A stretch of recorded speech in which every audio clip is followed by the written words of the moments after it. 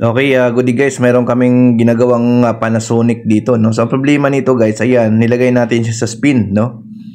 Ayan, antayin natin guys kung anong mangyari sa kanya, no.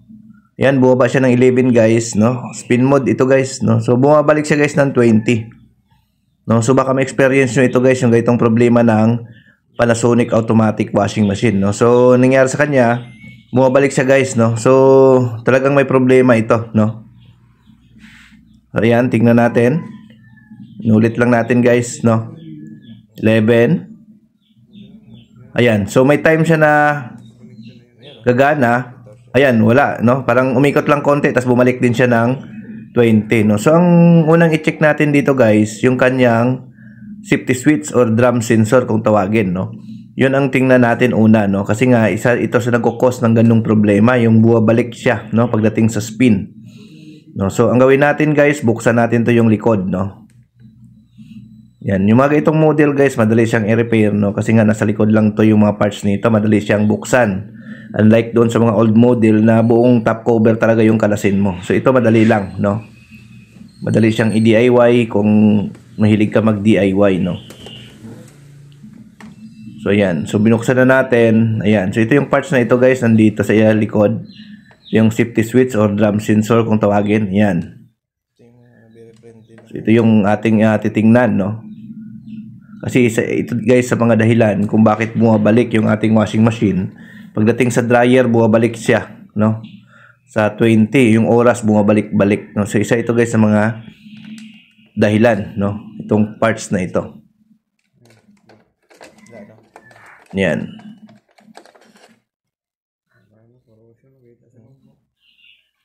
Yan guys, makikita natin guys, kulay green, no. So ibig sabihin guys, corroded na ito, no, yung parts na ito. May mga corrosion na.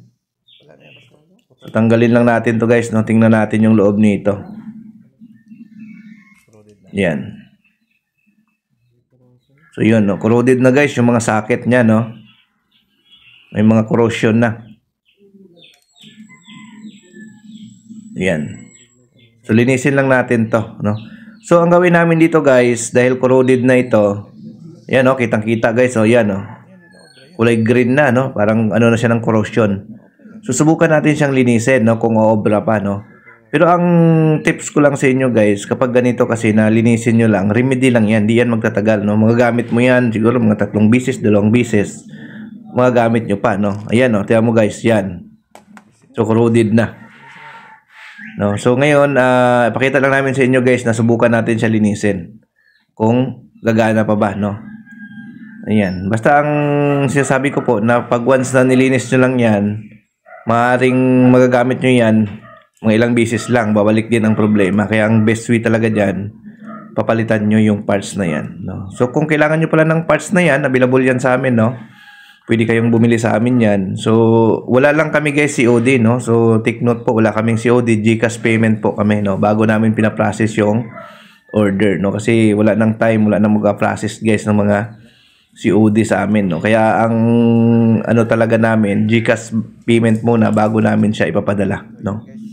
Ayan. So, basta doon lang kayo guys mag-visit sa ating mga page na official page natin or Facebook, no, sa Nurture Vlogs or sa Nurture Repair Shop para official po ang inyo or legit po ang ninyong ma-orderan. So ayan guys, na-check namin siya. Ayan, so nagkaroon naman na siya ng continuity, no. Nagkaroon na naman siya, may connection siya. Check lang natin kasi pagka ganito guys, pag corroded na kasi medyo mahirap na siya, no. So, pinapakita lang namin to guys na nilinis natin to kasi nga yung iba, yun nga, nilinis nila. Then, ganoon pa rin daw, no? So, ito, try namin guys, linisin din para ipakita namin sa inyo kung mag-okay pa ba, no? So, dapat guys, pag nitest yan, magkakaroon yan siya ng continuity, no? So, yun. So, ayan guys, testingin natin, no? Yan. So, tingnan natin kung gagana ba, no? Kasi nilinis nga natin, no? Nilihan natin, binaklas natin. So, i-observe natin kung gagana. Yan. Balik natin, tingnan natin. No? Testing natin guys, para malaman. No? Ayan. So, gusto pala magpa-service, message lang, no? So, ayan guys, testing na natin, no? Ayan, no? Start. Yan. Tingnan natin kung gagana ba, no? 11. Ayan. So, dapat guys, ikot na yan siya dyan, no? So, ayan. Parang nag-stuck sa 11, no? Hindi siya umikot. Supposed to be guys, iikot na yan, no? Kung good yung function ng parts na yan, pag apak kasi ng 11, iikot dapat na yung tab. No? So, ang nangyari guys, hindi pa siya umikot, no? So, antayin pa natin. Ayan. Nagkaroon siya ng it's 12. Ayan. So, ibig sabihin guys, hindi talaga ubra yung linis, no? Kailangan palitan talaga yan pag nagkaroon na ng problema. Lalo na kung nagkaroon ng H12 yan guys, palitan nyo na, no? Hindi ubra yung linis-linis dyan. Magagamit nyo lang yan ng ilang bises. No? Mas maganda talaga palitan. So, yan guys, pinalitan na namin yan ng bago, no? Ayan. Pinalitan na natin. Kasi mayroon naman tayong pamalit niyan. Pinakita lang namin sa inyo guys na kung pag nilinis lang, kung uubra pa ba, no? So, ayan. So, yan guys, oh, pagdating kasi ng 11, dapat iikot na yan, no? So, yun. So, yun, no? So, yun po. Pinalitan natin guys yung safety switch or drum sensor. Okay? Ayan. So, sa mga gusto mag-order, message lang kayo sa ating Facebook page sa Northshire Vlogs or Northshire Repair Shop, no? Para ma-process namin ang inyong mga order. So, take note, wala tayong COD, GCash payment po tayo. Okay guys, thank you. Bye-bye.